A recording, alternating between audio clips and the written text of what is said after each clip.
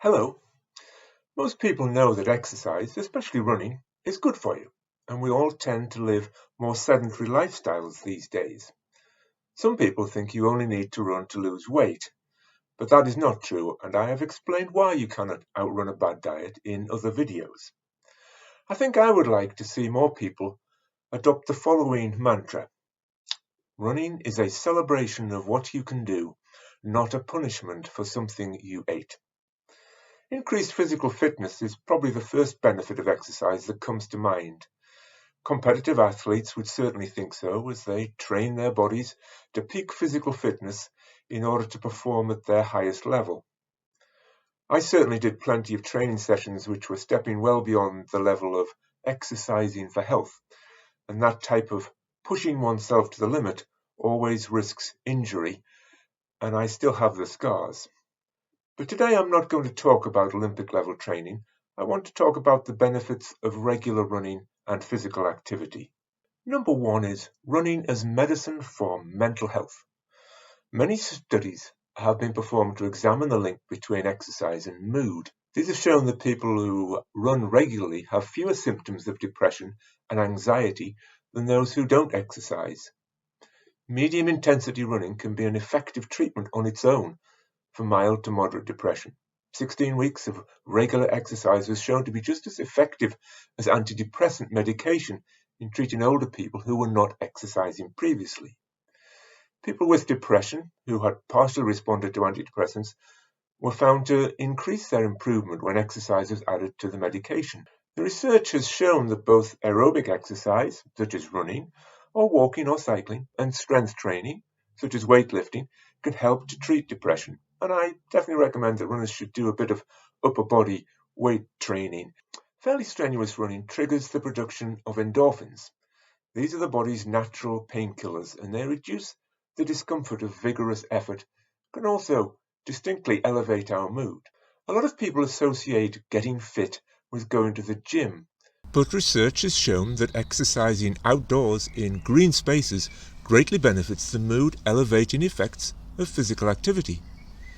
Humans, after all, have spent 99.9% of the previous million years running and walking outside, and researchers believe there is a strong genetic link deep within us, which reacts positively when we are in contact with nature. Running in the great outdoors is not only much cheaper than the gym, but also much better for us.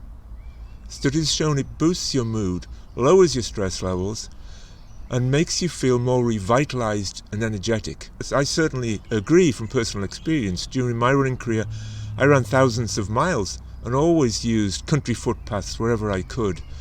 On dry, sunny days, I could run 10 miles through a woodland and find it easy because those runs made me feel wonderful.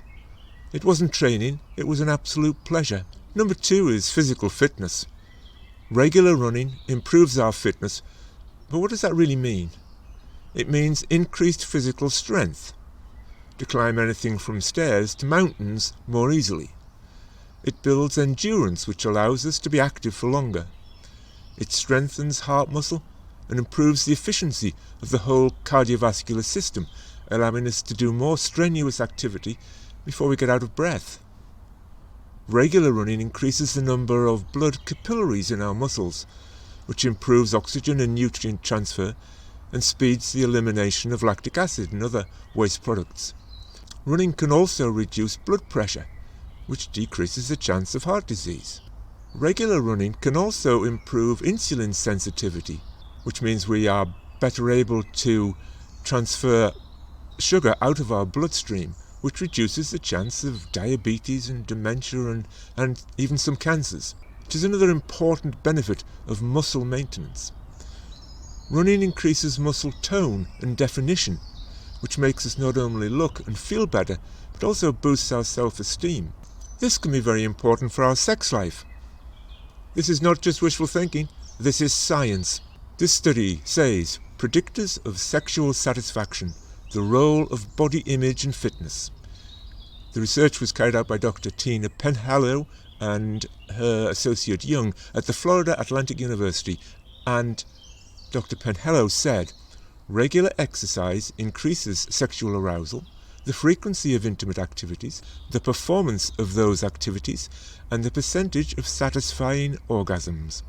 She also went on to say, increased self-esteem and a toned body make us all feel more attractive, thus reducing any inhibitions we may have about being naked. The strength and flexibility gained from frequent exercise improves sexual performance, as does the increased blood flow that comes from a healthy cardiovascular system.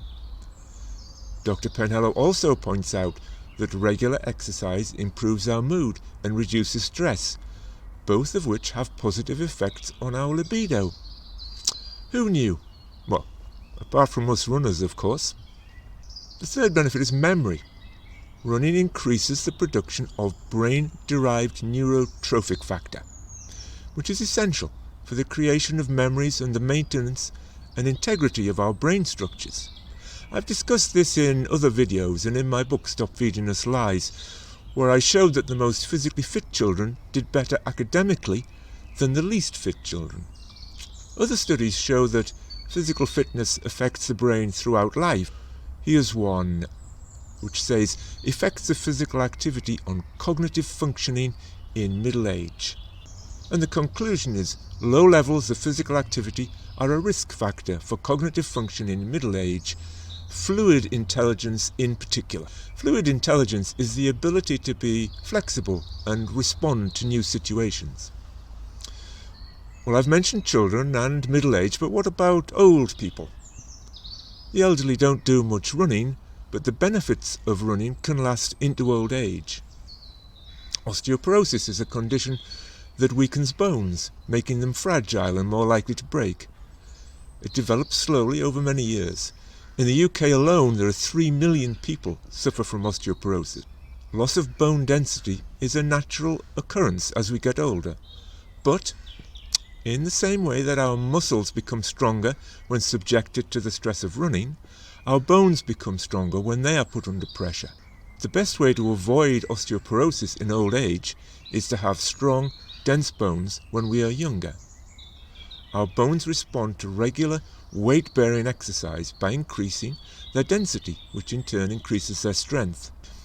If we build strong bones in our youth and middle age, we can afford to lose some bone density without developing fragile bones in old age.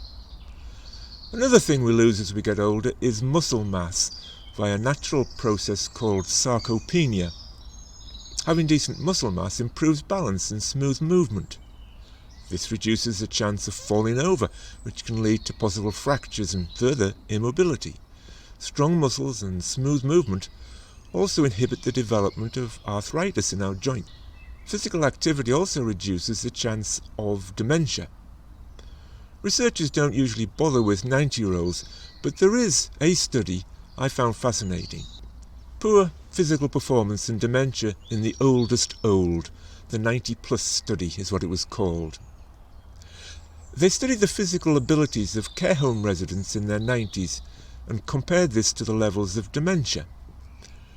The tests were a long way from marathon running and included, could they stand up unaided? Could they walk steadily for 4 meters? They also measured grip strength. They found the 90-year-olds with the lowest scores, the ones who couldn't get out of a chair by themselves, were 30 times more likely to have dementia than the ones with the highest scores for physical ability. I hope to be able to report back on this from personal experience in the sadly not too distant future. And finally, to sleep. Regular exercise can also improve sleep quality. It increases the time spent in deep sleep, which helps to boost the immune system and control stress and anxiety. Being physically active helps you to feel more tired and ready to rest at the end of the day. A running routine can help to reduce stress levels. Stress is a common cause of sleep problems, including trouble falling asleep and sleeping restlessly during the night. Running is a potent remedy for anxiety and other mood disorders. It's been shown that just 5 minutes of exercise can trigger an anti-anxiety response in the body. Running in the morning and running outside benefit our circadian rhythms, which are also very important for sleep. So to recap the benefits of running, 1. Mental health, especially when done in green spaces. Physical fitness. Cardiovascular health. Improved sex life. Better memory. Improved fluid intelligence. Reduced risk of osteoporosis. Reduced risk of sarcopenia. Reduced risk of dementia. Better sleep. And if you want number 11, most of the time it's fun. If you like my videos and find them interesting, please subscribe to the channel so you won't miss any of them. I hope to speak to you again soon, and in the meantime, I wish you good health.